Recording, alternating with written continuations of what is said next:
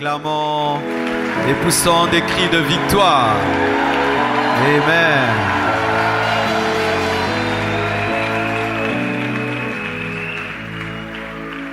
Nous allons lire la parole du Seigneur. Je vous salue au nom de Jésus-Christ. Donc la chorale maintenant fait être en mot de victoire, mot de joie. Amen. Hein? Faut être sensible à l'esprit. Amen.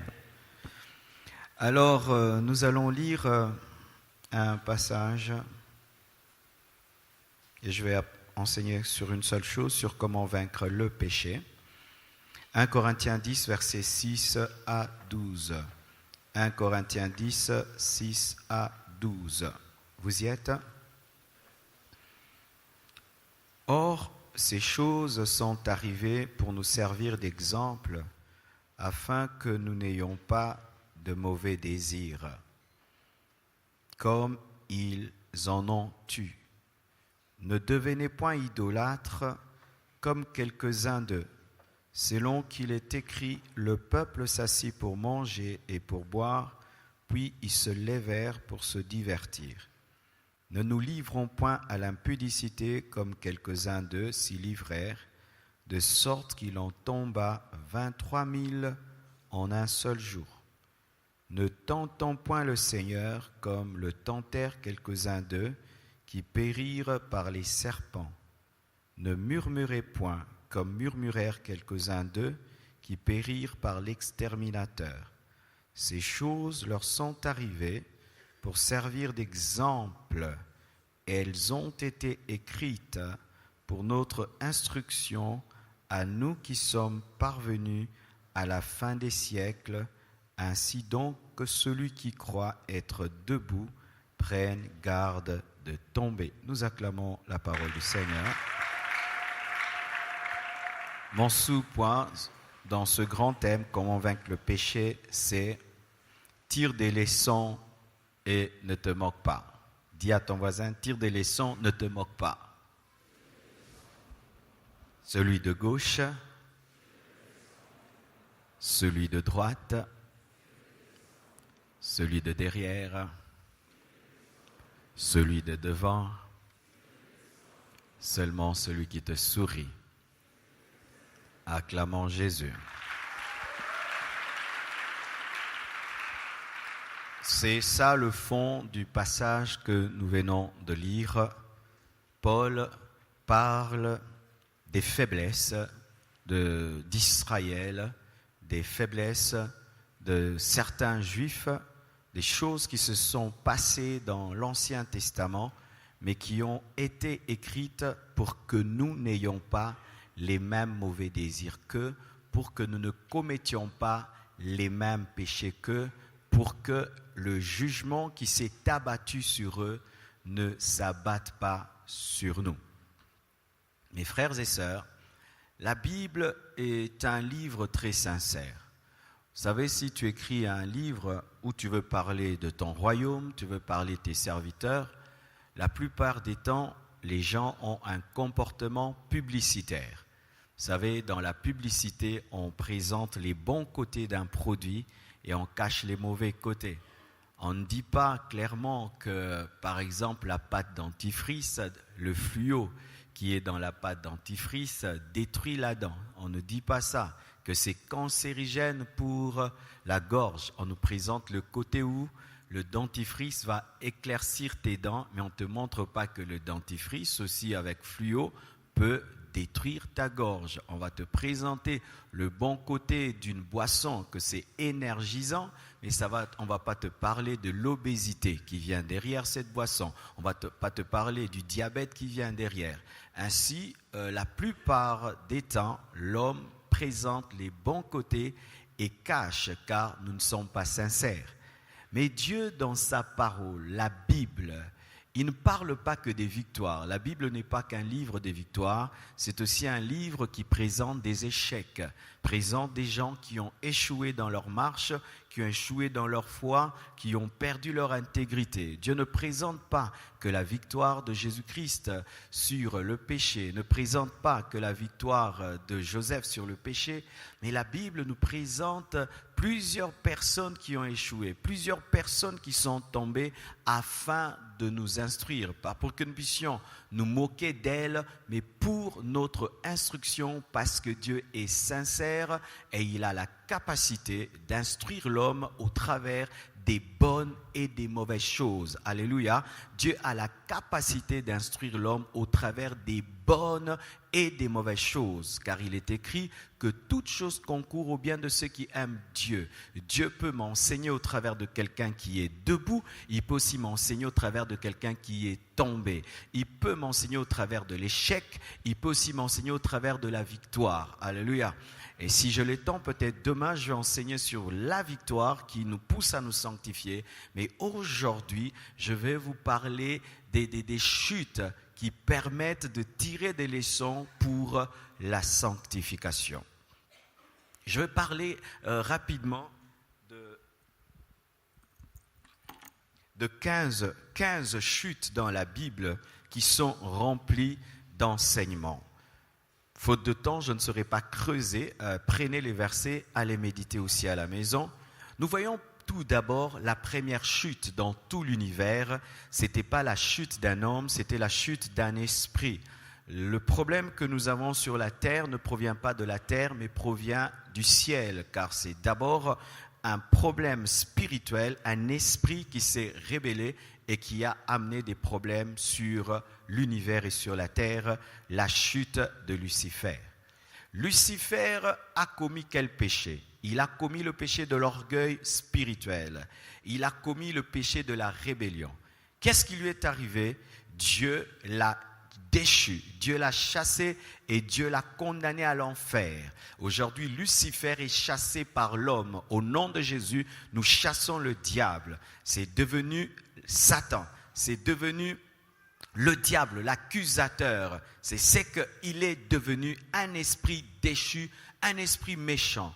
La Bible nous dit dans Ésaïe 14, versets 12 à 15, « Te voilà tombé du ciel, astre brillant ». Et le nom Lucifer n'existe pas en soi dans la Bible, mais c'est une interprétation latine d'astre brillant. Quand on interprète en latin astre brillant, ça donne Lucifer, mais Lucifer, le mot Lucifer n'est pas dans la Bible. Si tu tapes, il n'y a pas Lucifer, mais il y a astre brillant qui en latin est Lucifer, porteur de lumière. Fils de l'aurore, tu es abattu à terre, toi le vainqueur des nations. Tu disais en ton cœur, je monterai au ciel, j'élèverai mon trône au-dessus des étoiles de Dieu. Les étoiles de Dieu, ce sont les anges. Je m'assiérai sur la montagne de l'assemblée, à l'extrémité du septentrion. Je monterai sur le sommet des nuées. Je serai semblable au Très-Haut. Il a voulu être comme Dieu et il a voulu faire un coup d'état. Et pour ceux qui ne savent pas, il a séduit un tiers des anges qui l'ont suivi dans sa rébellion. Et la Bible dit au verset 15, « Mais tu as été précipité dans le séjour des morts, dans les profondeurs de la fosse. » Il a péché et il était précipité. Voici la leçon, le péché abaisse, le péché diminue, le péché condamne, le péché diminue la valeur. Alléluia, ça, retiens ça. Quand tu penses à la chute de Lucifer, sache que l'orgueil amène l'humiliation. L'orgueil amène la déchéance. L'orgueil amène la chute. L'orgueil amène la honte. L'orgueil amène la prison. Alléluia, car l'enfer, c'est la prison du diable. Deuxième, les anges qui ont suivi Lucifer, le un tiers des anges. Qui sont-ils devenus? Des démons, des esprits impurs. Et ils sont aussi condamnés à l'enfer. Quel était leur péché? La rébellion et l'idolâtrie. Pourquoi je dis l'idolâtrie? Parce qu'ils ont adoré un ange comme eux. Ils ont préféré la créature à la place du Créateur. Et qu'est-ce que cela a engendré? Ce sont devenus des esprits impurs, des esprits déchus. Et Juge 1, verset 6, explique leur déchéance. Il a réservé pour le jugement du grand jour, enchaînés éternellement par les ténèbres, les anges qui n'ont pas gardé leur dignité.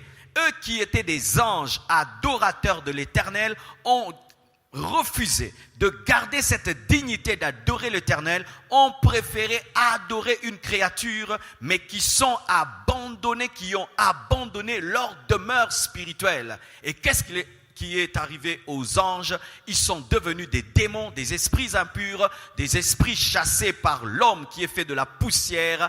Le péché, la rébellion, l'idolâtrie amène la déchéance, amène la honte, comme cela est arrivé à Satan. Troisièmement, Ève. Ève a commis le péché de désobéissance et d'occultisme. Pour ceux qui ne savent pas, Ève a commis le péché d'occultisme. Elle a désiré l'occultisme. Pourquoi? Elle a voulu manger quelque chose pour que cette chose lui permette d'être comme Dieu et pour que cette chose puisse lui donner la connaissance. Et qu'est-ce qui donne la connaissance interdite? C'est l'occultisme. La connaissance interdite par Dieu, c'est quoi? C'est l'occultisme. C'est pourquoi nous voyons que Dieu était très dur. Nous disons, mais rien qu'un fruit. En soi, mes frères et sœurs, c'était un désir occulte. Avoir des pouvoirs sans Dieu. Avoir un niveau spirituel élevé en dehors de Dieu, c'est l'occultisme. C'est le satanisme. Le péché de Ève, c'était l'occultisme, c'était la désobéissance. Dieu a refusé, a interdit à l'homme de chercher à connaître des choses par lui-même, mais elle a voulu le faire, être comme Dieu. Le même péché de Lucifer. Lucifer a dit, je serai comme. Ève aussi a voulu être comme, alors qu'elle était déjà créée à l'image de Dieu. L'occultisme. Et qu'est-ce qu'elle est devenue? Une femme qui enfante dans la douleur. Donc si Ève n'avait pas péché, elle allait commencer à enfanter sans aucune douleur avec une péridurale spirituelle. Alléluia. La maladie, la domination de l'homme. Lorsqu'on dit dans Genèse 3, verset 16, il dit à la femme, j'augmenterai la souffrance de tes grossesses.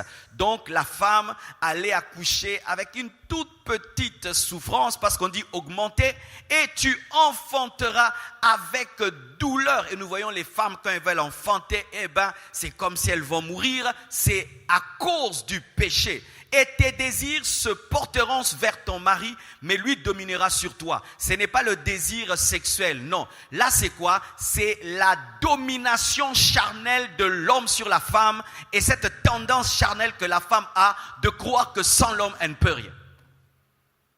C'est une malédiction. Et en Jésus, quand tu crois, sans l'homme, tu peux. Car Jésus brise aussi cette malédiction. Alléluia.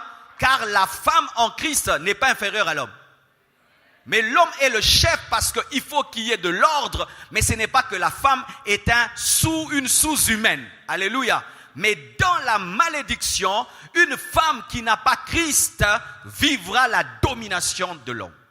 Une domination de l'homme qui fait de la femme une esclave. Et regardez combien de femmes sur cette terre sont esclaves des hommes. Des femmes qui pensent que sans l'homme, elle ne peut rien. Elle ne peut pas réfléchir en dehors d'un homme. Elle ne peut pas faire en dehors d'un homme. Elle ne peut pas entreprendre en dehors d'un homme. Rien sans l'homme. Mes frères, mes sœurs, c'est une malédiction. Car en Christ, une femme même sans homme peut faire des grandes choses. Une femme célibataire peut faire des grandes choses. Une femme veuve peut faire des grandes choses. Alléluia. La femme ne devient pas chrétienne en épousant un homme, mais elle est chrétienne en croyant en Jésus. Ce n'est pas que je pousse les femmes à l'insoumission. Dans la soumission de la femme bibliquement à l'homme, ce n'est pas une femme esclave de son chef, mais ce sont deux collaborateurs, mais l'un est PDG, l'autre est ADG. C'est respect, honneur, mais toi tu es la tête et moi je suis le cou. Amen. Ainsi nous voyons que le péché amène la douleur. Le péché amène la douleur, même la douleur physique. Tu pêches, on va te chicoter, ça t'a amené la douleur. Tu pêches, tu tombes malade, ça t'a amené la douleur. Le péché a amené des douleurs dans le corps. Le péché amène des douleurs dans le corps, des maladies dans le corps. Le péché augmente la souffrance. Le péché rend dépendant. Le péché rend esclave des hommes et des femmes. Le péché rend esclave d'un être humain comme toi, un homme créé par Dieu comme toi, mais tu en deviens dépendant comme si toi tu n'as pas été créé par Dieu. Le péché rend esclave. Adam, quatrièmement. Adam, son jugement, c'est que Dieu lui a dit que tu vas travailler péniblement et tu mourras. Ève aussi, la mort, j'ai oublié d'en parler. Il a perdu son pouvoir car le prince de ce monde premier n'était pas le diable. Adam était le prince de ce monde. Le diable est le second prince de ce monde parce que le premier lui a donné le pouvoir en péchant. Il a perdu le pouvoir. Le péché fait perdre le pouvoir politique même, le pouvoir économique, le pouvoir spirituel. Tu as un pouvoir spirituel, tu as un don spirituel, tu as une onction, le péché fait perdre le pouvoir. Aujourd'hui, regardez mes frères, nous avons même peur des rats. L'homme qui dominait tous les animaux, aujourd'hui même un rat peut te faire fuir, vrai ou faux? Même un lézard, s'il entre sous nos pieds, nous tous les pieds en haut, vrai ou faux? Perte du pouvoir, perte de l'autorité. Le péché peut faire perdre à un père l'autorité sur les enfants. Adam avait perdu l'autorité sur les animaux, l'autorité sur Caïn. Où tu gueules les enfants, ils n'ont plus peur. Pourquoi? Tu as péché. Où tu peux tout faire, les enfants n'ont plus peur de toi. Les gens ne te respectent pas. Les démons ne se soumettent pas. Pourquoi? Tu as péché et tu as perdu le pouvoir. Conséquence du péché. Tu es poussière, tu retourneras à la poussière. La mort, le péché tue. Le péché tue de tuer. Tu peux pécher puis tu meurs. Tu meurs de mourir. Le péché ouvre la porte à l'esprit de mort. Le péché, mes frères, le péché rend ton travail difficile. Là où les autres font 1 année, toi tu fais 10 ans. Là où les autres ne souffrent pas, toi tu dois souffrir. Là où les autres obtiennent facilement, toi tu as des ronces et des épines et tu dois encore les enlever. Le péché dérange le travail, dérange même la récolte parce que les ronces et les épines qui poussent avec la récolte dérangent celui qui récolte. Le péché, mes frères, le péché a des conséquences. Alléluia. Son péché, c'était la désobéissance. Son péché, c'était aussi l'occultisme parce qu'il a voulu aussi avoir le même pouvoir que la femme. Et son péché, c'était qu'il aimait sa femme plus que Dieu. Le péché d'Adam, c'est qu'il aimait sa femme plus que Dieu. J'aime ma femme, mais je n'aime pas ma femme plus que Jésus. Le jour que j'ai épousé ma femme, je lui ai dit, il y a déjà quelqu'un dans ma vie, Jésus. C'est un mariage à 3. Mais il est écrit dans la parole que la corde à 3 fils ne seront pas facilement. Mes frères, tu n'aimeras pas ta femme plus que Dieu. Certains, ils ne prient pas parce que sa femme n'aime pas qu'ils prient. Toi, tu m'as donné le souffle de vie. Toi, tu es mort à la croix. Tu as versé ton sang. Tu me trouves chrétien. Et parce que je t'ai épousé, tu vas m'empêcher de continuer ma vie chrétienne? Ah, jamais, tu t'es trompé. Mais nous voyons des sœurs comme ça. Elles servaient Dieu ici, Depuis le mariage, elles ne prient plus. Pourquoi? Son mari n'aime pas qu'elle prie. Que ton mari te dise aussi ne respire plus, on verra si tu ne vas pas continuer à respirer. Qui te dit tu ne vas plus manger, tu mangeras. Mais si ton mari t'interdit la prière, tu ne pries pas. Mais si t'interdit de manger, tu manges. Le péché d'Adam, c'est qu'il aimait sa femme plus que Dieu. Car s'il n'avait pas touché à l'arbre de la connaissance du bien et du mal, Dieu allait tuer Ève et Dieu allait l'endormir. Il allait prendre une autre côte parce que le côte n'était pas fini. Oui, Dieu allait l'endormir et créer une autre femme. Mais lui, il a voulu mourir avec elle. Un amour mal placé. Un amour mal placé. Ton mari abandonne Dieu, toi continue ton chemin. Ta femme abandonne Dieu, tu continues ton chemin. Ta femme ne vient pas à l'église, viens à l'église. Ton mari ne vient pas à l'église, viens à l'église. Ton mari mange, toi jeûne. Ta femme mange, toi jeûne. Dans ces domaines-là, il n'y a pas de mariage. Parce qu'au ciel, il n'y aura pas de mariage. Nous serons des esprits. Ah oui, mes frères. Aime ta femme, mais pas comme Jésus. Aime ton mari, mais pas comme Jésus. Il doit être le seul, l'unique, le véritable, l'inégalable. Lui seul. Personne d'autre. Et il est jaloux. C'est une caractéristique de Dieu. Dieu est un Dieu jaloux. Caïn. Genèse 4, verset 9 à 13, la Bible nous dit, l'Éternel dit à Caïn, où est ton frère Abel? Il répondit, je ne sais pas, suis-je le gardien de mon frère? Tu vois, il est tellement méchant et mal éduqué, il est même mal éduqué devant Dieu. Bah, répondre à Nzambe, boy. Oui, ça va répondre à là-bas, là, hein? Ah, frère, que Dieu te bénisse, tu as changé de coiffure. Que Dieu te bénisse. Très bien. Toute l'église l'acclame. Ah, Dieu aime des gens comme ça, qui obéissent. Amen. Tu iras loin. Amen. Et Dieu lui pose la question. Il dit, je ne sais pas, suis-je le gardien de mon frère? S'il répondait comme ça, Dieu répondait comme à Adam. Tu vois tes impolitesses à l'église, révèle ton impolitesse à la maison. Parce que si déjà ici, tu réponds comme ça au pasteur, tu réponds comme ça aux gens à l'église, maintenant chez toi, c'est sûr que tes parents souffrent, hein? Vraiment ta mère souffre. C'est parce que des fois aussi tu nous réponds d'une certaine manière. Hein? Quand tu entends quelqu'un prier, Nzambe, ha, soro salite, o mona Nzambe. Mutabongo kimae, poso aza impoli bosa Nzambe, bongo yo mutu, au saloni. Et il y a des gens, quand ils prient, tu as peur de lui, hein. Suis-je le gardien de mon frère? Et Dieu dit, qu'as-tu fait? La voix du sang de ton frère crie de la terre jusqu'à moi. Le péché fait crier le sang contre toi. Le sang crie contre toi. Des gens crient contre toi. Ton péché crie. Le péché de Sodome et Gomorrhe criait jusqu'aux oreilles de Dieu. Et Dieu a décidé de descendre et de tuer. Qui crie contre toi? Qui crie contre toi? La voix du sang. Maintenant, tu seras maudit de la terre qui a ouvert sa bouche pour recevoir de ta main le sang de ton frère. C'est qu'il ne savait pas que c'est que la terre était le témoin du meurtre. Quand tu tues sur la terre voit. Les gens, quand ils pêchent, ils oublient qu'il y a beaucoup de témoins. Le ciel est un témoin, la terre est un témoin, les arbres sont des témoins, le vent est un témoin. Et la terre qui a recueilli le sang de son frère, partout il allait sur cette terre, il était maudit et il était pauvre. Quand il s'aimait, la terre ne lui donnait pas la récolte. Pourquoi? Cette terre avait reçu le sang de son frère. Tu tues et puis tu ouvres la terre et tu enterres la personne. La terre est témoin. La terre est témoin. Tu es allé enterrer où? Dans la création de Dieu. La terre a tremblé quand Jésus-Christ est mort. La terre est spirituelle.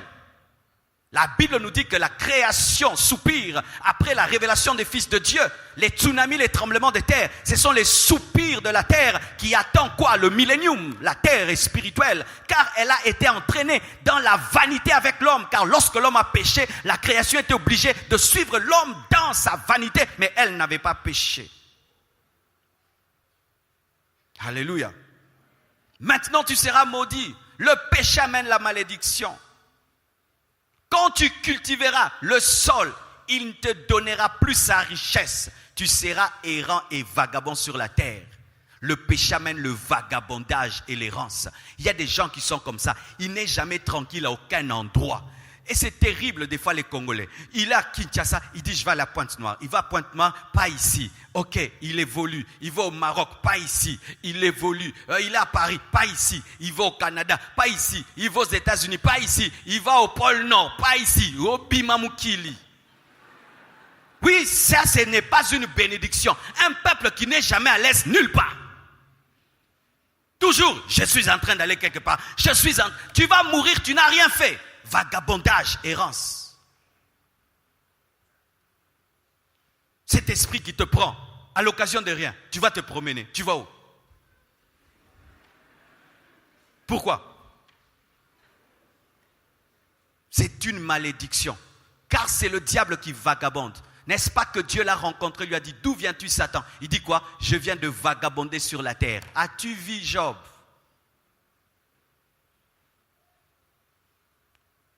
Frères et sœurs, Le péché de Caïn, c'était la jalousie. Le péché de Caïn, c'était le meurtre. Et c'est le premier meurtre fratricide, le premier frère qui tue son propre frère dans la parole.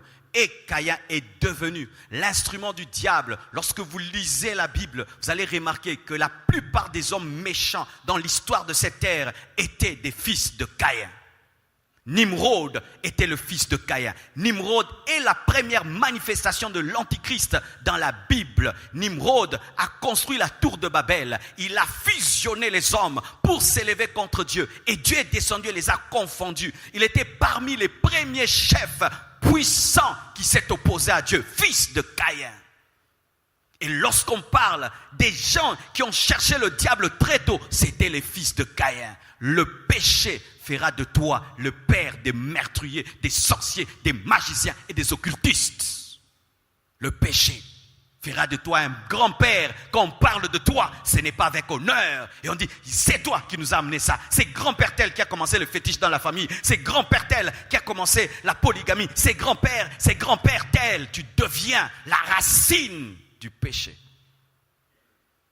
Car lorsque tu inaugures le péché dans ta famille, c'est que tu ne sais pas, tu créeras des disciples.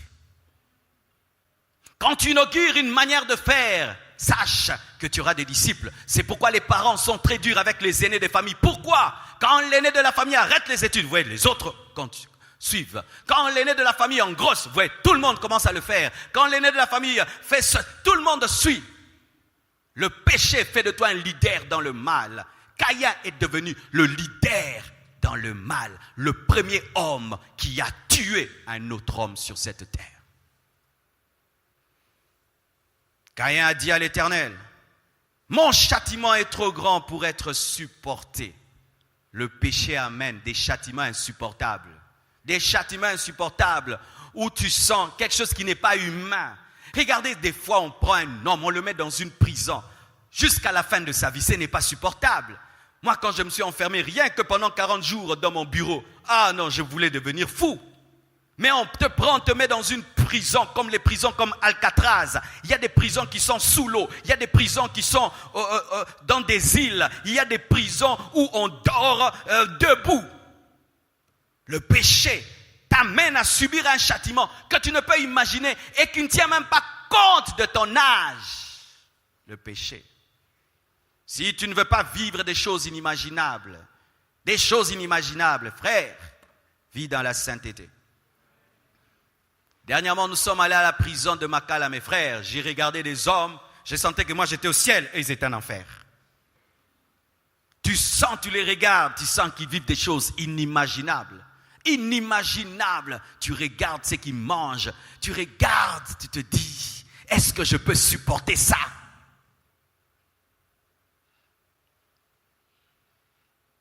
Noé,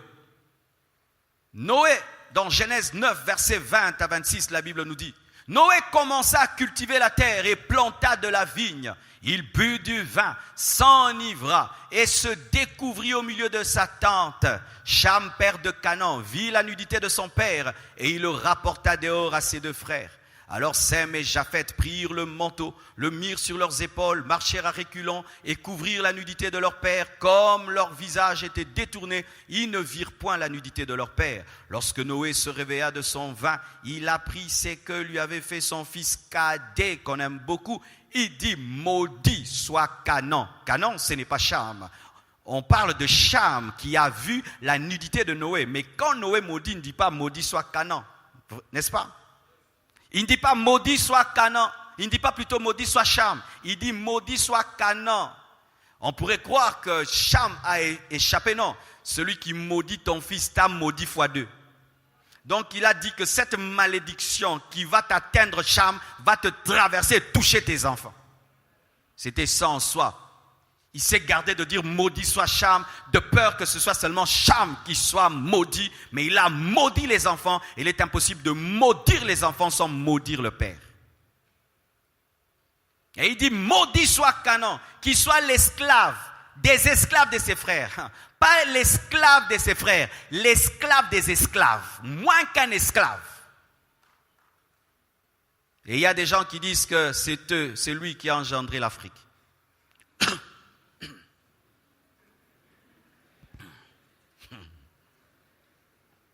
Mais il y a des choses là-bas, je ne vais pas entrer dedans. Amen. Il dit encore, béni soit l'Éternel, Dieu de Sem, et que Canaan soit leur esclave. Pendant qu'on maudit, on continue encore, on bénit les autres, on continue à le maudire. Le péché engendre la malédiction et la malédiction transgénérationnelle. Lorsque tu vas chez le cultiste, lorsque tu vas chez le marabout et qu'il te dit donne ton sang, ce n'est pas ton sang seulement présent que tu donnes ton sang en termes de descendance. Lorsque tu mets tes pieds dans la maison du marabout, tes reins aussi sont dans la maison du marabout et tes reins sont maudits. Tout ce qui sortira de tes reins, les enfants sont maudits. Et regardez dans certaines familles, on finit les études directement, on trouve le travail, on se marie et la vie est facile. Mais dans d'autres familles, il faut jeûner, il faut prier, il faut chasser, il faut renverser. Pourquoi? Les parents, ce que tu fais aujourd'hui touchera Canaan. Cham, ce que tu fais touchera Canaan et touchera les enfants de Canaan. Dieu maudit jusqu'à la 4e génération de ceux qui le haïssent, mais il bénit jusqu'à la 1000e génération. C'est pourquoi, lorsque tu as fait des choses mauvaises, étant conscient, prie pour tes enfants afin qu'ils connaissent Jésus. Afin que le diable ne les réclame pas. Cham pêche, il est seul. Canaan n'est pas là. C'est papa qui voit la nudité de son père. Et quel était le péché de Cham? Le péché de Cham, ou même de Noé tout d'abord, le péché de Noé. Le péché de Noé, c'était l'ivrognerie, le manque de pudeur et le relâchement. L'ivrognerie, le manque de pudeur et le relâchement.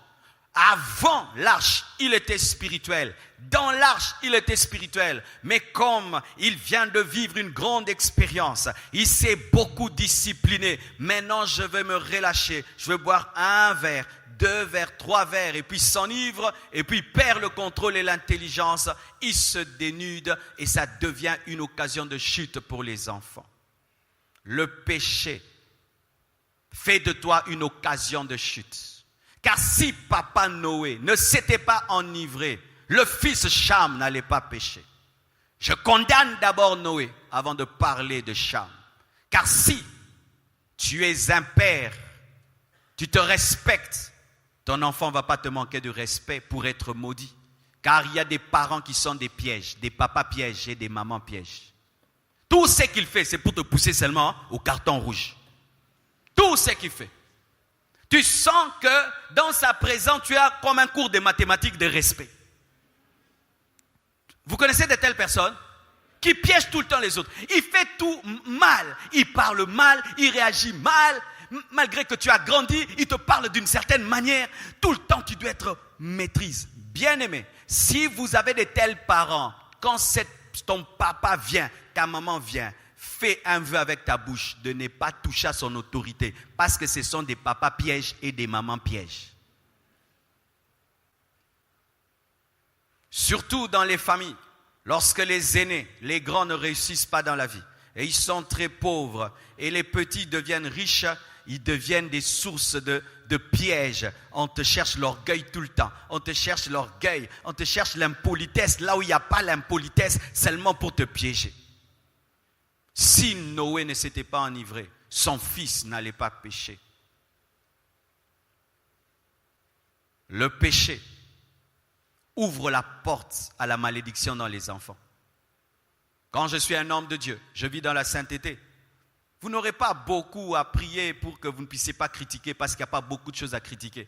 Mais quand il y a le mal que tu fais, maintenant ils doivent ne pas pécher en te critiquant alors que tout en eux les pousse à critiquer, mais ils ne doivent pas critiquer. Et tu vois, tu fais pécher les gens.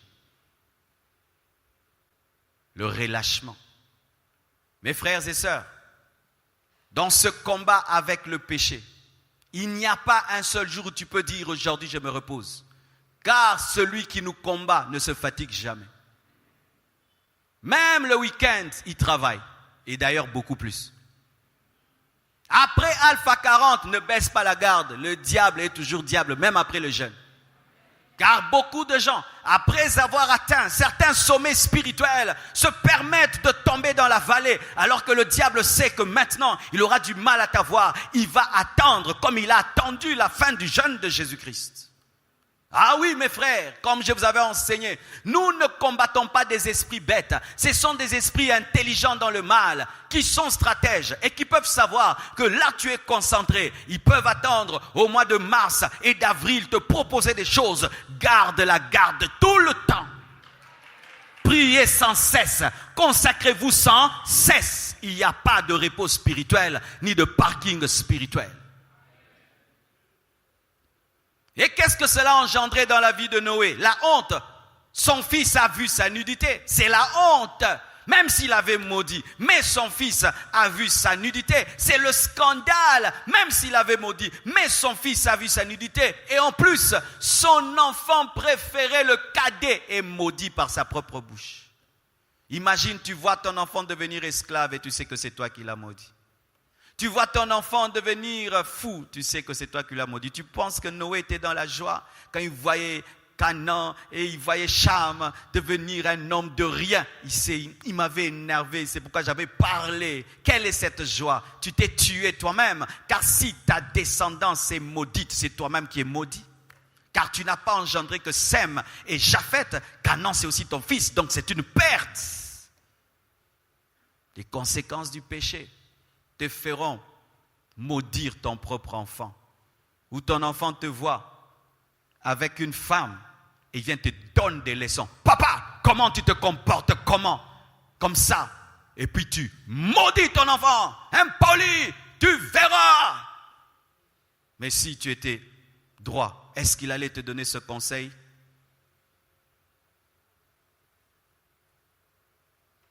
Parlons de Cham. Cham, son salaire, c'est la malédiction.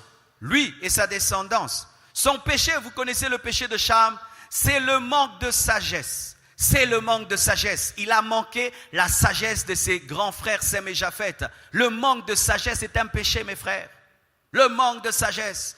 Non. Le manque de sagesse. Ses frères, lorsqu'ils ont entendu que leur petit frère a vu quelque chose de mal, ils ont refusé de regarder sa vidéo.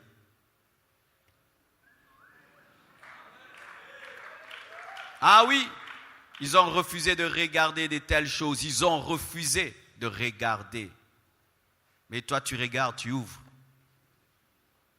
Ils sont venus à reculons et ils ont couvert. Et sachez que l'homme qui est ivre finit un jour par sortir de son ivresse pour opérer dans l'autorité spirituelle. Lorsqu'il était là, ivre, il pouvait dire tout ce qu'il voulait. Mais quand il est sorti de l'ivresse, l'autorité spirituelle a agi et a frappé Cham. Cham, son problème, c'était quoi? La médisance. Vous savez, la médisance, c'est quoi? La médisance, c'est dire une chose vraie, mais qui est mauvaise. Médire, ce n'est pas mentir. Médire, ce n'est pas calomnier. Calomnier, c'est inventer des choses. Médire, c'est que tu vois que réellement Noé s'est enivré. Au lieu de le garder, tu vas le répandre. C'est ça la médisance. Des fois, nous pensons que médire n'est pas mal. Est-ce que j'ai inventé? J'ai pas inventé. Est-ce que c'est pas vrai? C'est vrai. Ce n'est pas parce que c'est vrai, ce n'est pas parce que tu n'as pas inventé que tu as le droit de répandre. Cham n'avait pas inventé, c'était vrai. La preuve, lorsqu'ils sont allés dans la tente, Noé était là. Mais malgré qu'il avait dit vrai, il ne devait pas dire ce qu'il avait vu. Mais c'est vrai, mon frère. Tu trouves ton père dans une situation bizarre et tu vas appeler tout le quartier pour dire, regardez papa, il est tombé dans le caniveau ivre. Tu penses que le quartier va t'acclamer, Dieu va t'acclamer? C'est vrai ce que tu as dit, mais est-ce que tu devais le dire? Il fallait que tu le prennes en secret, tu le mets dans la voiture, tu le caches et tu le déposes dans la maison, tu le laves et puis tu le habilles très très bien et il est dans l'honneur et Dieu a vu te bénir. Médire amène la malédiction. Médire. Et tu sais, lorsque tu as l'habitude de médire, ta langue devient automatique. Elle n'obéit plus à la discipline. Ta langue contient le feu de la géhenne. La langue est petite, Mais la langue peut te conduire en enfer ou au ciel. C'est comme un gouvernail. C'est comme un volant. Il est tout petit le volant, mais il peut conduire un grand camion. Et ta langue, elle est petite, mais elle peut te conduire vers la bénédiction ou la malédiction. La Bible dit que la vie et la mort sont au pouvoir de la langue. Et qu'est-ce qui a détruit Cham? C'est la langue. J'aimerais même vous dire, ce n'est pas parce qu'il avait vu, peut-être qu'il est entré, c'était un accident. Il est allé voir papa, comme les cadets aiment beaucoup papa, et il trouve papa dans une situation bizarre. Je ne pense pas que s'il avait vu, il avait péché parce que c'est un accident. C'est comme certains, ils ont connu des accidents. Tu vas te laver et puis tu trouves quelqu'un là-bas. Tu vas et tu ne voulais pas. C'est pas que tu as péché. Le mal, c'est le voyeurisme. C'est lorsque tu cherches à voir. Mais quand c'est un accident qui t'arrive, tu n'as pas péché. Vous savez ça? Tu n'as pas péché. Sinon, les médecins, eux, ils sont maudits des maudits. Est-ce que vous comprenez? Alors si c'était un accident, ce n'était pas le mal. Quand est-ce que c'est devenu le mal? C'est lorsqu'il s'est réjoui de voir et qu'il est allé le dire. C'était ça le péché. C'était ça le péché. C'est pourquoi mon frère, lorsque tu arrives dans un endroit et tu trouves un scandale, ne te réjouis pas. Ce n'est pas un scoop, c'est un piège contre ton âme. C'est un piège contre ton âme, un piège contre ton âme. Et tu dois garder. C'était ça son problème, c'était un impoli. Cham, c'était un impoli. Il manquait du respect à son père. Parce que si c'était un homme qui respectait son père, voir son père dans cet état allait le blesser et il allait régler ça sans le dire aux autres. Il n'avait aucun respect pour son papa. Et regardez comment ça l'a maudit. Beaucoup vous avez étudié, mais vous ne trouvez pas le travail après les études. Parce que toute votre vie, vous n'avez jamais respecté vos parents. Certains même, vous n'avancez pas dans vos vies parce que vous ne respectez pas vos pasteurs. Vous parlez de vos pasteurs avec dédain, avec mépris. Je vois même certains frères, vous savez, c'est terrible. Il y a des gens, ils prient à la compassion, mais ne me saluent jamais. Mais c'est grave ça. C'est dire, il te voit et puis tu le regardes. S'il te regarde, tu le salues. Vraiment, tu vois, Bétio Karan, il est pour la compassion. Et t'es co. Vous avez un problème, hein? Oui, il y a des gens comme ça. Lui, il n'a que faire du pasteur. Hein. Lui, il est venu écouter la parole, comme si ça sortait du mur. Hein. Il n'a que faire. Qui parle pasteur, qui parle. Quand on peut mato, il t'en ôte alors. Tu vois des gens comme ça. C'était ça le problème de Cham. Le problème de Cham, c'était un impoli. Pourquoi? Je crois, comme souvent les cadets, on ne les éduque pas bien. Un enfant gâté. On lui dit jamais non, on lui dit jamais non, on lui dit jamais non, on lui dit jamais non. Et il pense qu'il peut tout faire. Le péché de Cham, c'était un manque d'amour. Est-ce que lui aimerait qu'on lui fasse cela? Non. Est-ce qu'il aimerait que si lui s'enivre et il se dénude, qu'on le répande? Non. Mais il fait à son père ce qu'il n'aimerait pas qu'on lui fasse. Un manque d'amour. Un manque d'amour. Et voilà que il est maudit, lui et tous ses enfants. Et quelle malédiction! Pas seulement la pauvreté, l'esclavage, génération après génération.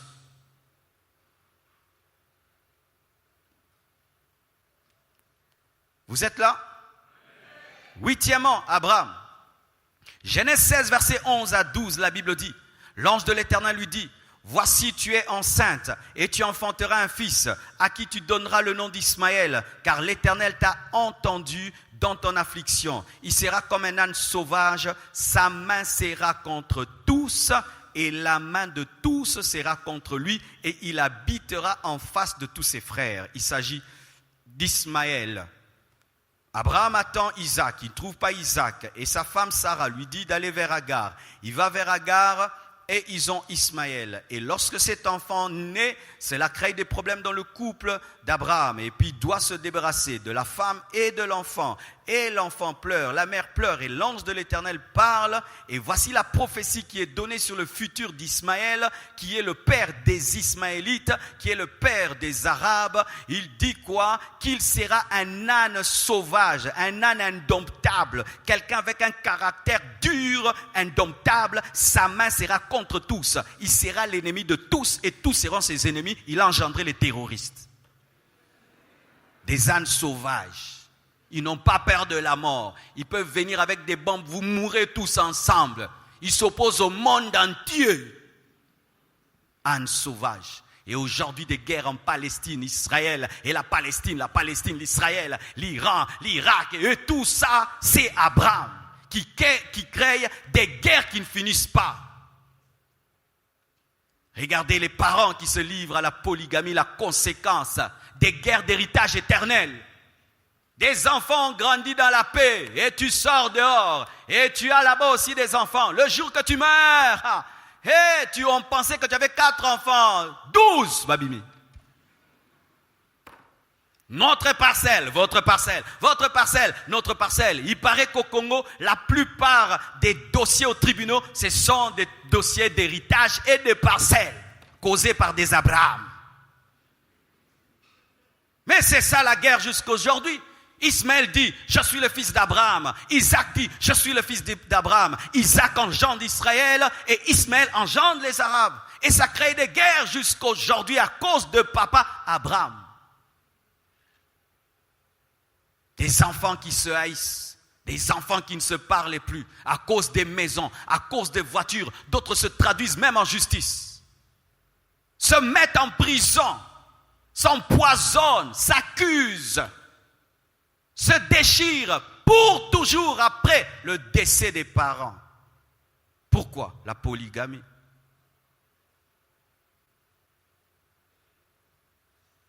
Et Jacob, Genèse 47, versets 8 à 9, la Bible dit, Pharaon dit à Jacob, quel est le nombre des jours des années de ta vie?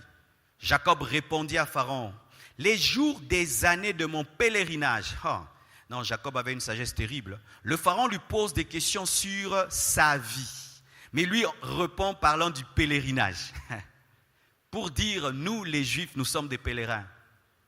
Alléluia. C'est une manière d'évangéliser un païen aussi. Alléluia. Les années de mon pèlerinage sont de 130 ans. Les jours des années de ma vie ont été peu nombreuses et mauvais. Et ils n'ont point atteint les jours des années de la vie de mes pères durant leur pèlerinage. Il dit, je mourrai plutôt que mes pères. Pourquoi ma vie, la plus grande partie de ma vie était mauvaise? Pourquoi elle était mauvaise? Parce qu'il a été un escroc. Pourquoi? Il a volé le droit d'aînesse de son frère. Il a volé la bénédiction de son père, de son frère. Il a utilisé la cécité d'Isaac pour prendre la bénédiction. Il a fui loin d'Ésaü.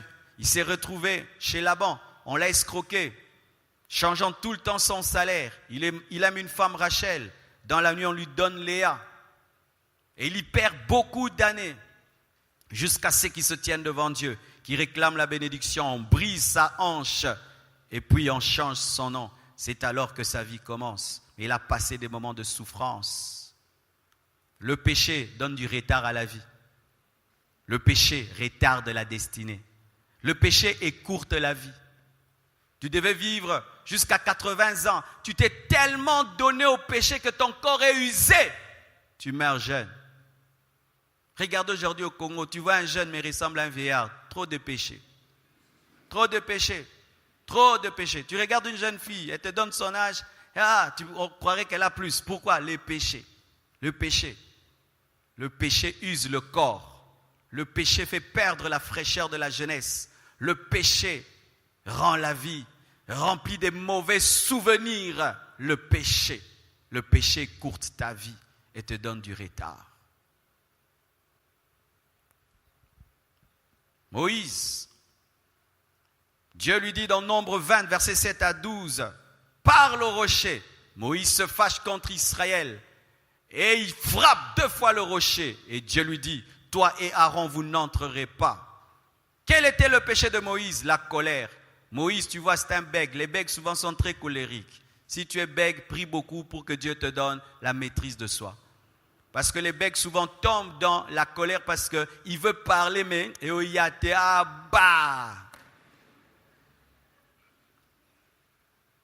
et Moïse est tombé dans la colère. Dieu voulait pardonner Israël, mais Moïse ne pardonne pas. Il représente le Dieu de colère alors que Dieu voulait qu'il représente le Dieu de pardon.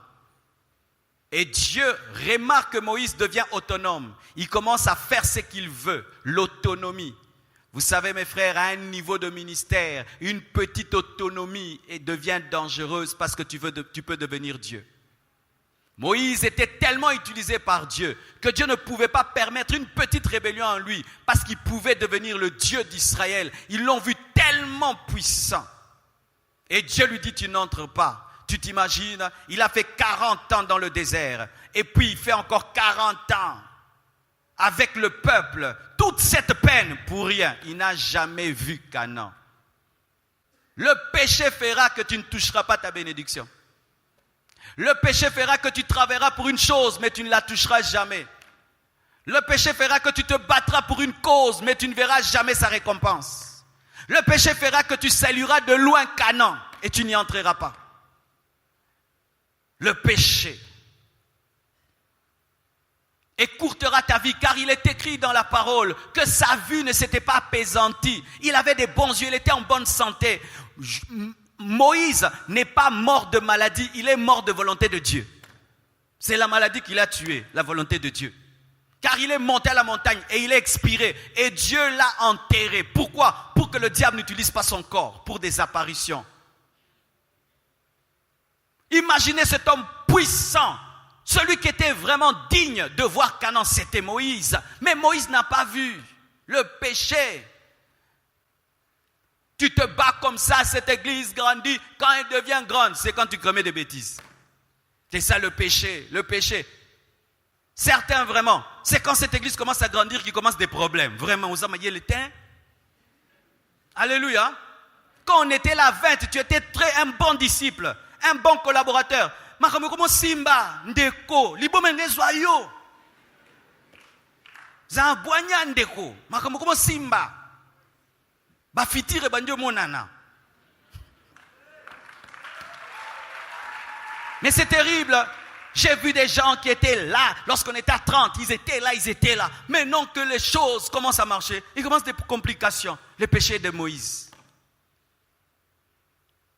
Et si vous ne savez pas, mes frères, précédemment, Dieu avait dit à Moïse de frapper le rocher. Vous savez ça?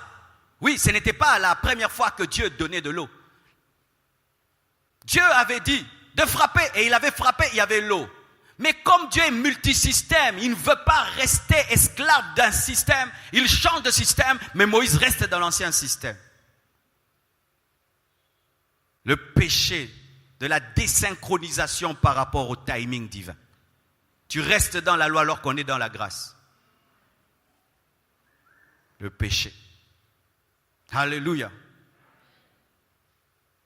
Et voilà maintenant, vous savez souvent lorsque nous parlons de Moïse, nous oublions qu'Aaron était touché par la même malédiction.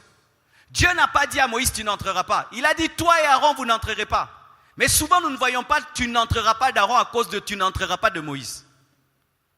Mais les deux, Dieu a dit, vous deux, vous n'entrerez pas. Et il y a quelque chose qui m'a touché en Aaron. Ça, je vous prie de lire dans Nombre 20, versets 23-29. Vous savez comment Aaron est mort? Aaron est mort parce qu'on lui a enlevé les habits. C'est comme si sa vie était dans l'habit sacerdotal. Mais en soi, l'habit sacerdotal représentait l'onction. Lorsque l'onction du sacerdoce l'a quitté, il est mort directement, donc il était protégé par l'onction. Lisons. Nombre 20, versets 23 à 28, la Bible dit, l'Éternel dit à Moïse et Aaron, vers la montagne de Hor, sur la frontière du pays d'Édom, Aaron va être recueilli auprès de son peuple, car il n'entrera point dans le pays que je donne aux enfants d'Israël, parce que vous deux, vous avez été rebelles à mon ordre aux eaux de Mériba. Prends Aaron et son fils Éléazar et fais-les monter sur la montagne de Hor. Dépouille Aaron de ses vêtements et fais-les revêtir Éléazar son fils. C'est là qu'Aaron sera recueilli et qu'il mourra. Moïse fit ce que l'Éternel avait ordonné. Ils montèrent sur la montagne de Hor, aux yeux de toute l'assemblée, devant tout le monde. Imaginez cette scène, sur une montagne, tout le monde voit. Il ne faut pas jouer avec Dieu. Dis à ton voisin, ne joue pas avec Dieu. Moïse, lui aussi, il avait la promesse que tu n'entreras pas. Les deux, tu n'entreras pas. Mais Aaron accompagne Moïse dans son péché, mais c'est Aaron qui meurt le premier. Faites attention. quand vous accompagnez les autres dans le péché. Il se peut que lui, il a la mission de t'enterrer avant de mourir. Oui, c'est écrit, n'est-ce pas? Moïse, à qui Dieu aussi avait dit tu n'entreras pas, dépouilla Aaron de ses vêtements et les fit revêtir à Éléazar son fils. Aaron mourut là, au sommet de la montagne. Moïse et Éléazar descendirent de la montagne, ils l'ont laissé mort. Toute l'assemblée vit qu'Aaron avait expiré. Et toute la maison d'Israël pleura Aaron pendant 30 jours. C'est un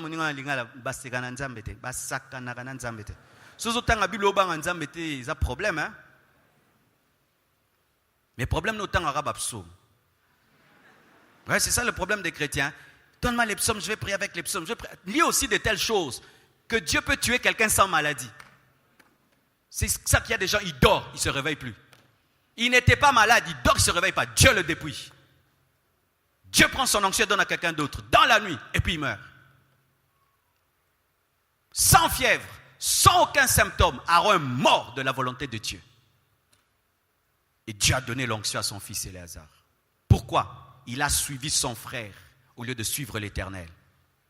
Il a suivi son leader au lieu de suivre l'Éternel qui était le plus grand leader. Il a été trop soumis à un homme, refusant de se rebeller à Moïse, mais il s'est rebellé à Dieu. Il fallait qu'il se rebelle à Moïse pour qu'il soit fidèle à Dieu. Et c'était déjà la maladie d'Aaron. Parce qu'Aaron déjà avait donné au peuple le veau d'or. Il a accepté de faire plaisir au peuple et de blesser Dieu. C'était déjà une anomalie chez Aaron. Aaron avait un problème. Il ne savait pas dire non aux gens. C'était ça la faiblesse d'Aaron. Le peuple demande un veau d'or. Il sait que le veau d'or n'est pas Dieu, mais il fait un veau d'or. Et quand Moïse lui dit, pourquoi tu as fait ça? Il dit, tu le connais. C'était un homme qui ne savait pas blesser. Être incapable de dire non est une grande faiblesse. Être incapable de dire non est une grande faiblesse. S'il y a deux petits mots que tu dois maîtriser dans ta vie, c'est oui et non. Oui et non. Oui et non. Non et oui. Il ne savait pas dire non. Et il est mort avant Moïse. Et Moïse l'a enterré. Et Moïse est mort après. Samson, son jugement, il a perdu l'onction. Il a perdu l'honneur. Il a perdu ses yeux. Il est mort jeune. Samson. Pourquoi il a péché? Quel était son péché? Il aimait les femmes étrangères. C'était un indiscret. Il a un secret terrible, mais il le dit. C'était un profane. Il ne connaissait pas la valeur des choses spirituelles. Tu as l'onction dans les cheveux.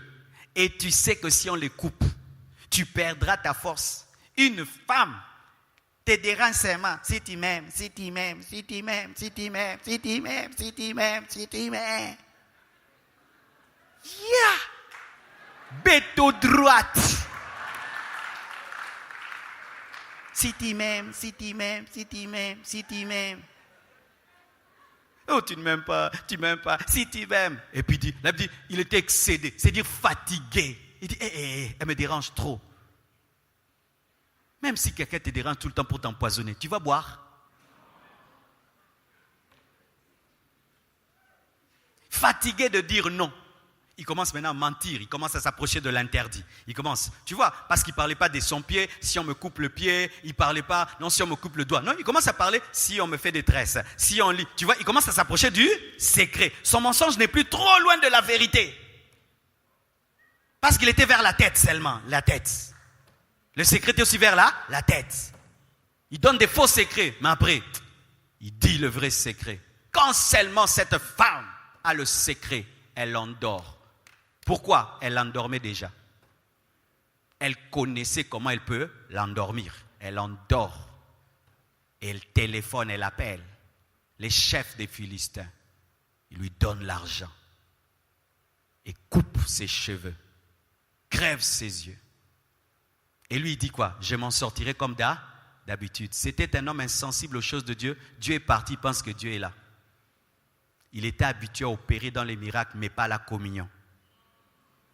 Faites attention aux miracles sans intimité. Dieu te quittera sans savoir. Mais un homme qui a l'intimité, quand Dieu le quitte, il sait que Dieu l'a quitté. Même quand tu commences seulement à toucher les cheveux, oh ça nini. Mais il y a au sentir que pas qu'on la maison kende.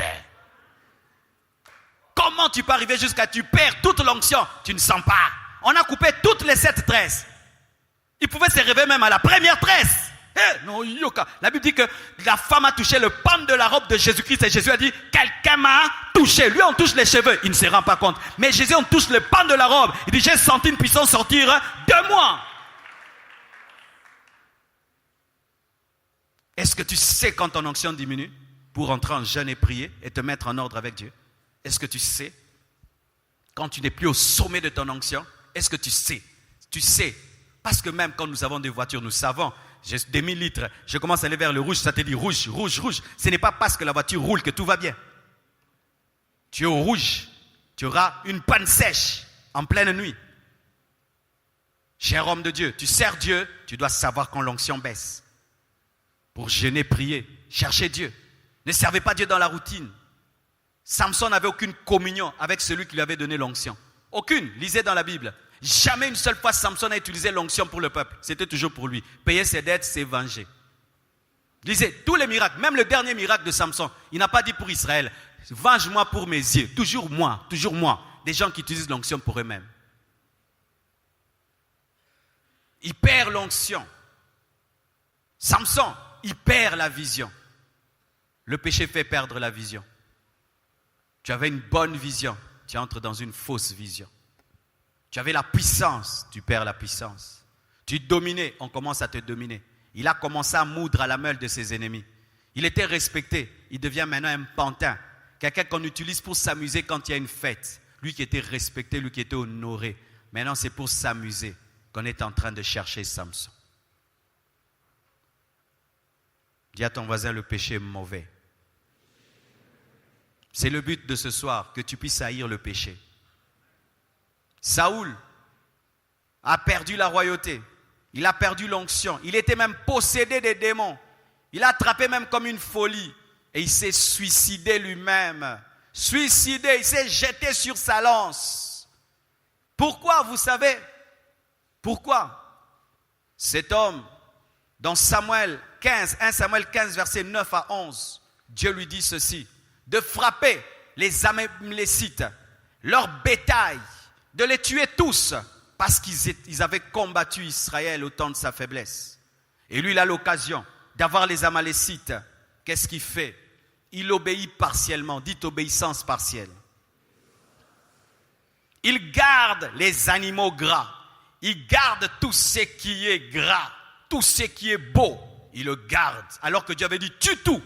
Et lui, qu'est-ce qu'il fait? Il prend ce qui est chétif et méprisable.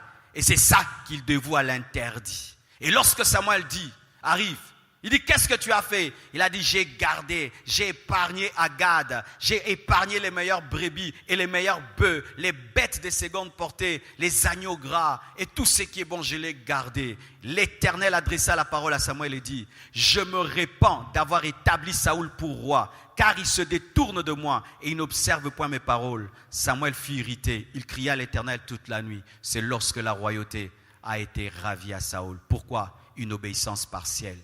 Dieu lui dit de tout tuer, lui tue la moitié. Parce que pour Dieu, l'obéissance partielle est égale à la désobéissance totale. Pour Dieu, il n'y a pas d'un côté, je fais et puis je peux me permettre de ne pas faire. Si Dieu dit tu obéis à 100%, c'est à 100%. Lui, il a obéi en partie et ce jour-là, il a perdu l'onction. À la place de l'onction, qu'est-ce qui est venu? Un démon l'a remplacé. Le péché amène la possession démoniaque. Le péché amène les démons à entrer en toi. Le péché amène une royauté de se perdre, un règne de se perdre. Le péché. Et pire, il a ajouté un autre péché. Il est allé consulter une femme qui invoque les démons, qui invoque les esprits de mort. Et qui est venu? Samuel est venu et l'a maudit et lui a dit, toi et tes fils aujourd'hui, vous allez me suivre. Et il est mort. Le même jour que ses enfants, il s'est suicidé. Un roi qui se suicide. Terminons, mes frères. Je vais parler d'une des plus grandes déchéances de la Bible. Vous savez, avant, lorsque j'étudiais cette parole, j'avais beaucoup de sentiments pour Salomon. Mais quand je le lis clairement, à la lumière des Écritures, c'est parmi les plus grands gâchis de la Bible. Alléluia. Vous savez, souvent, Salomon, on parle de lui dans sa jeunesse, on ne parle pas de lui dans sa vieillesse. C'est pourquoi même les occultistes, certains disent qu'ils sont dans des maisons de Salomon. Qui a déjà entendu ça? Ah oui? Le nom de Salomon est utilisé même dans la magie, dans l'occultisme. L'homme sage, l'homme qui a eu 2 apparitions de Dieu, 2 fois Dieu lui est apparu. Il avait une sagesse que personne n'avait, de sorte même que des reines quittaient leur royaume pour l'écouter. Mais la Bible nous dit, et ça vous lirez à la maison dans 1 Roi 11, verset 1 à 14, au temps de sa vieillesse, il avait épousé plusieurs femmes, et ces femmes étaient des femmes étrangères. Chacune d'elles avait amené son Dieu, jusqu'à ce que Salomon a permis à ces femmes de construire des hauts lieux pour des divinités comme Astarté, Moloch. On a commencé à adorer des démons en Israël avec la permission du roi Salomon. Salomon ndimi kindoki na lobana lingala. Mais yango yote. Abali basa ndoki pe ndimi basa la kindoki. Totanga. Lisons. Amen. 1 Roi 11 verset 1. Et puis ça n'a kanda makasi. Non. Dieu te bénit comme ça. Ce niveau de sagesse et de richesse. Salomon avait la paix de tous côtés. David s'est battu toute sa vie. Salomon avait la paix de tous côtés. Il a eu un ennemi dans sa vieillesse seulement parce que Dieu voulait le juger. Le roi Salomon aima beaucoup de femmes étrangères. Outre la fille de Pharaon, des Moabites, des gens qui sont nés de l'inceste, des Ammonites nés de l'inceste, des Édomites qui sont sortis d'Ésaü, des Sidoniennes et des Étiennes, appartenant aux nations dont l'Éternel avait dit aux enfants d'Israël, vous n'irez point clairement chez elles et elles ne viendront point chez vous.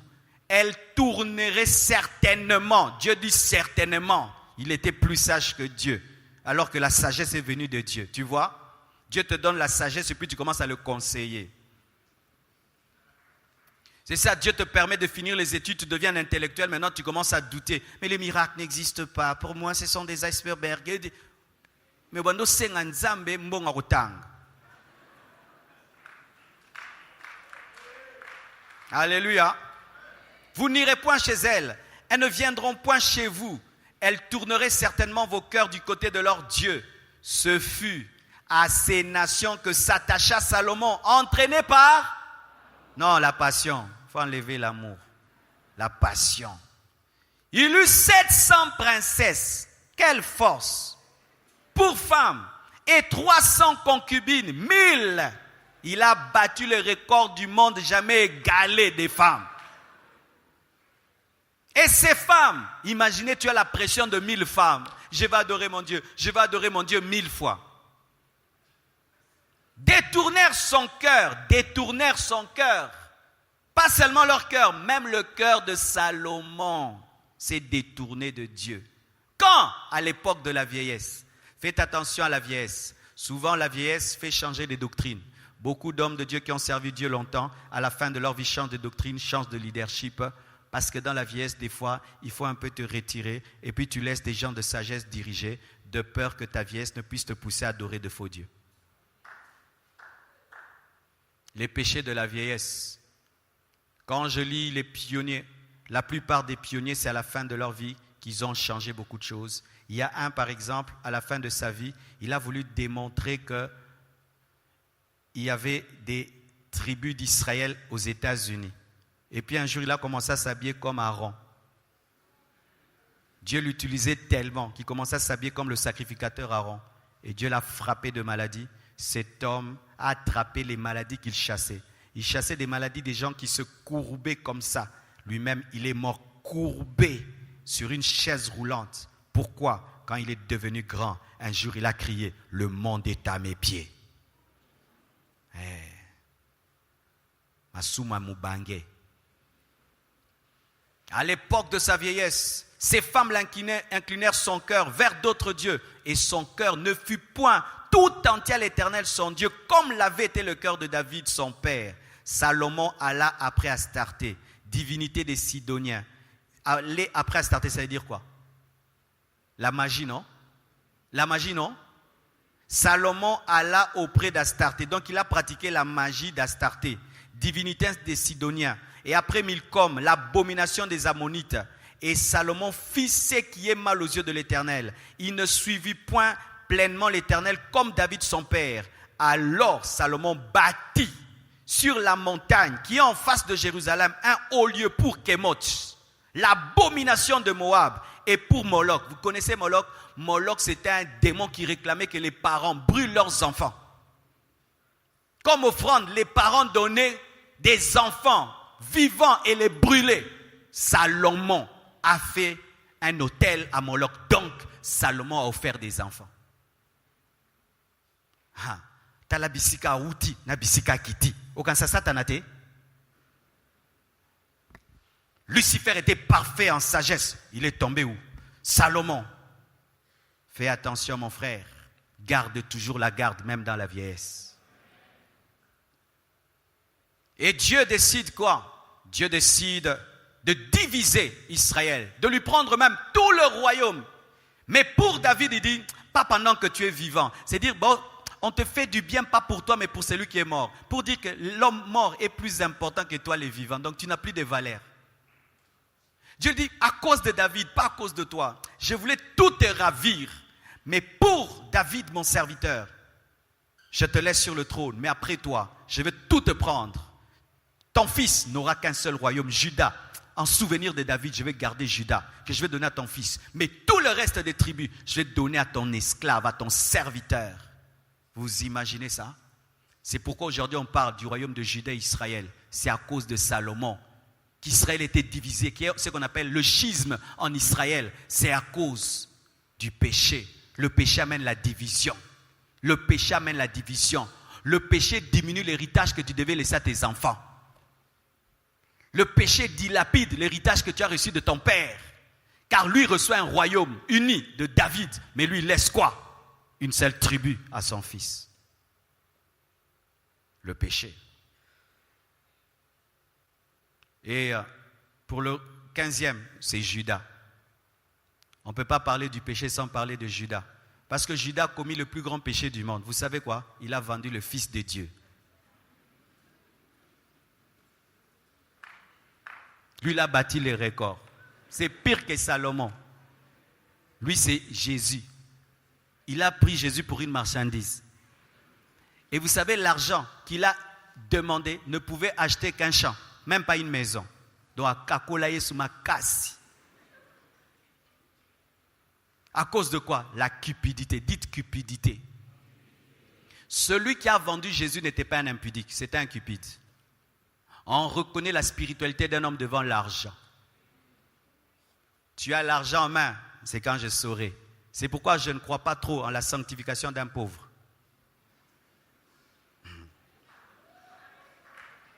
Non. Je crois à 50% en la sanctification d'un pauvre. Mais j'attends que tu aies un bon travail.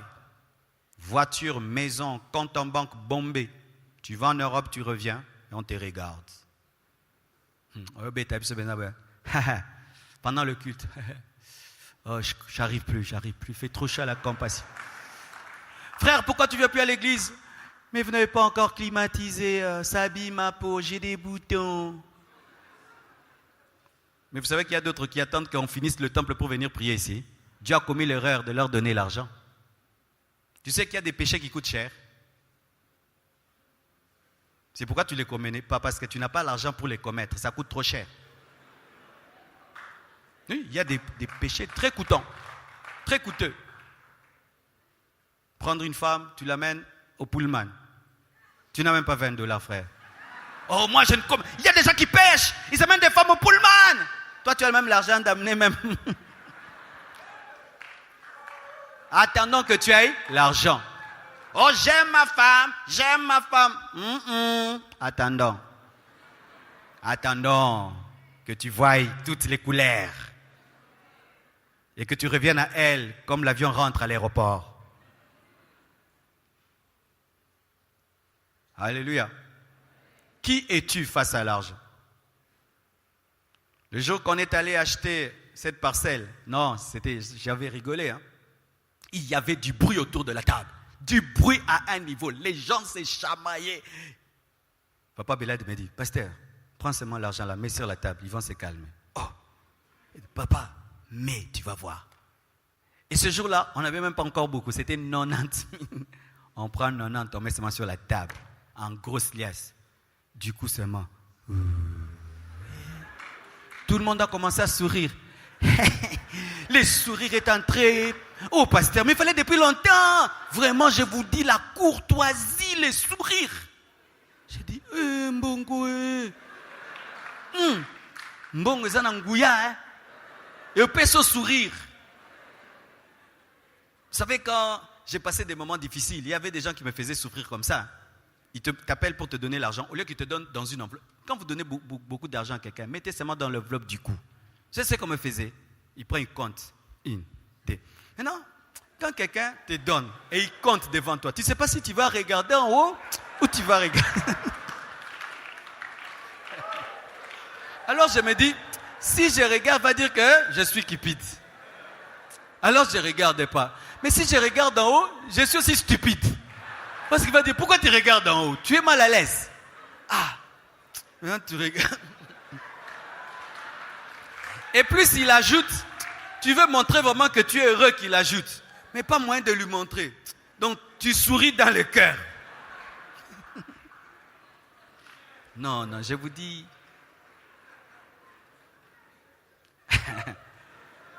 Et alors, quand on achète et tout, c'était aussi le temps aussi de payer certains. J'ai vu quelqu'un qui entendait son argent et il tenait un journal. Mais il tremblait. Je dis, beaucoup de mais il ne voulait pas me montrer, mais il bougeait comme ça. Je te dis, le journal bougeait, et je regarde bien le journal, il avait tenu en l'envers. Il était à l'envers. L'argent. Le fait lire un journal à l'envers.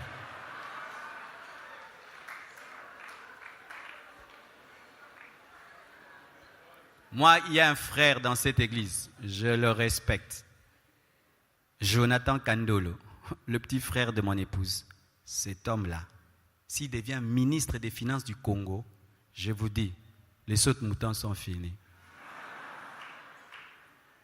Non, ce garçon-là est saint. Il est saint, Moussantou Jonathan. Tu lui donnes l'argent, il va te rendre la somme avec le numéro. Tu l'envoies, il veut même toucher 1000 francs, il t'appelle. Je peux toucher 1000 francs pour un sucré? J'ai dit, Jonathan, touche. Je crois que c'est un chrétien. Qui es-tu face à l'argent? Combien de fois tu as vendu Jésus? Oui. Combien de fois tu as vendu Jésus face à des petites sommes, tu as renié ta foi? Combien de fois face à des besoins, tu as renié Jésus? Combien de fois face à la pauvreté, tu as renié Jésus? Il a vendu Jésus. Pris de culpabilité, il rend l'argent. Et eux refusent parce que c'était l'argent du sang. Et ils vont acheter un champ qu'on appelle le champ du sang. Faites attention aussi à certaines parcelles que vous achetez, qui étaient tuées pour que ça soit vendu et acheté. Judas, je crois lui, 90% de chances qu'il soit en enfer. Parce qu'il n'a pas eu beaucoup de temps de se repentir, parce que quand il s'est pendu, peut-être que ça a pris du temps, il a pu se repentir, mais peut-être qu'il est allé en enfer. Mais où était-il? À côté de Jésus.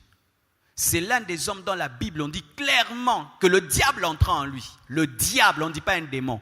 Le diable entra en lui. Et lorsque Jésus parle de lui, dit, l'un de vous est un démon. On ne dit pas, un démon est un démon. La cupidité. L'amour de l'argent peut pousser un homme à vendre un autre. À trahir un autre. L'amour de l'argent peut pousser un homme à tuer des millions d'hommes et de femmes. Mes frères et sœurs, beaucoup de gens qui sont au sommet dans ce monde, des multimilliardaires, le sont par le sang. le sang du coltan, le sang des armes, le sang.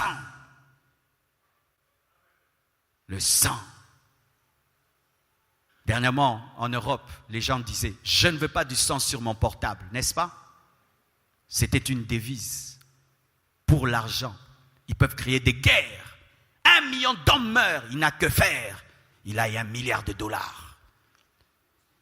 Ils peuvent répandre même des maladies, des épidémies pour vendre des vaccins. Ils peuvent vendre aux gens du riz alors que c'est du plastique. Ils peuvent vendre aux gens des viandes de chiens. Tu penses que c'est des vaches pour être des millionnaires. Ils peuvent faire des sacrifices humains. Ils sacrifient 1000 personnes pour être riches. L'argent pousse des gens à vendre leur corps. Son corps devient une marchandise pourvu qu'il ait l'argent. Pourvu qu'il ait l'argent. Quelle est ta relation avec l'argent? Quelle est ta relation avec l'argent? Ma femme peut vous témoigner, mes frères. Moi, l'argent, je compte rarement l'argent. Je me concentre sur mon ministère. Les diacres comptent, des gens comptent. Ils me rendent les rapports. Je ne veux pas être attaché à ça. Parce qu'il y a un pouvoir derrière. Il y a un esprit derrière. Et si tu dis qu'il n'y en a pas, tu mens. La Bible dit qu'il y a maman derrière l'argent.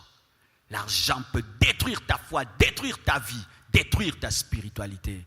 L'argent a poussé un homme à préférer quelques cycles d'argent au lieu de préférer Jésus. Il a préféré avoir quelques pièces d'argent. L'argent doit être un serviteur, mais jamais un maître. Je conclus en disant ceci. Romains 6, 23 dit « Car le salaire du péché, c'est la mort, mais le don gratuit de Dieu, c'est la vie éternelle en Jésus-Christ. » Le salaire du péché, c'est la mort. Le don de Dieu, c'est la vie éternelle en Jésus. Galates 6, versets 7 à 8 dit « Ne vous y trompez pas, on ne se moque pas de Dieu. C'est qu'un homme aura sémé, il le moissonnera aussi. Celui qui sème pour sa chair, moissonnera de la chair, la corruption. Mais celui qui sème pour l'esprit, moissonnera de l'esprit, la vie éternelle. » Ce que nous venons de lire m'a enseigné ceci. C'est parmi mes devises dans la vie. Dieu n'a pas de chouchou. Dieu n'a pas de chéri. Dis ça à ton voisin.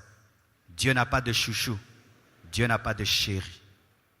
Romains 8, 32, la Bible dit « Lui qui n'a point épargné son propre fils, mais qui l'a livré pour nous tous, comment ne nous donnera-t-il pas aussi toutes choses avec lui ?» Je prends la partie A. Lui qui n'a point épargné son propre fils, mais qui l'a livré pour nous tous. Mais si nous n'obéissons pas, il ne nous épargnera pas, car il n'a pas épargné son propre fils. Est-ce qu'il va t'épargner? Tirons donc des leçons de tout ceci et de tous les autres que nous connaissons. Ne te moque jamais d'un homme qui pêche, ne te moque jamais d'un homme qui est jugé par Dieu, mais tire des leçons.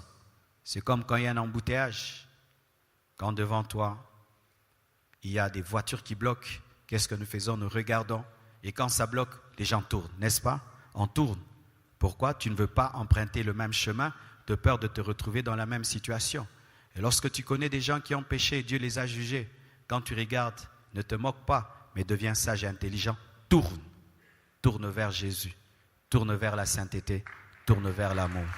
Que Dieu vous bénisse. Merci beaucoup. Rendons grâce à Dieu. Prions le Seigneur.